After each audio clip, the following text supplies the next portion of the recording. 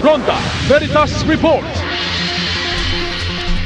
Mga kapanalig, ating pakinggan ang damdaming anawim ng ilang mamamayan kaugnay sa babala ng DICT sa fake news online.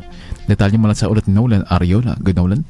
Maraming salamat mga kapanalig. Ang paglaganap ng fake news sa Pilipinas sa isang nakababahalang isyu na nagdudulot ng kalituhan, paninira at pagkasira ng tiwala sa lipunan. Kaugnay nito, narito ang damdamin anawim ni na Apple at Lance. Sa tingin ko po, yung pamahalaan natin, kailangan pong mag-invest ng resources para po makabuild sila ng institutional capacity to make sure na yung mga information or yung mga social medias ng government, dapat they make sure na yung mga information na kumakalat po is factual.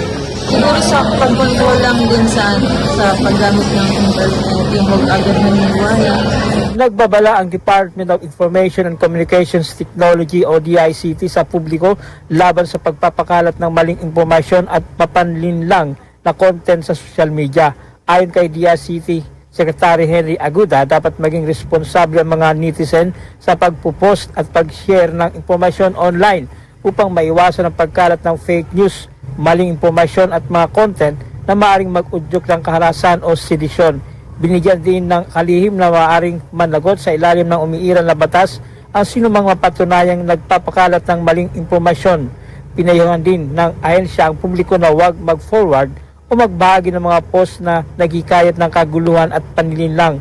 Kasabay nito, hinikayat ng DICT ang Meta, ang kumpanyang may-ari ng Facebook, na dagdagan ang bilang ng content moderators sa bansa upang mapabilis ang pagtanggal ng mga mapanlinlang na post at deepfakes sa social media platform. Ayon sa ahensya, mahalaga maging mapanuri ang publiko at tiyaking beripikado ang impormasyon mula sa mga lehitimong news source bago ito ibahagi online. Mga kapanalig, isa sa abokasya ng Simbahang Katolika ay ang magamit ng naayon o sa tamang paraan lamang ang social media. Para sa Veritas 846, ang radyo ng Simbahan, ako ang inyong kapanalig, Nolan Ariola. Sumainyo ang katotohanan.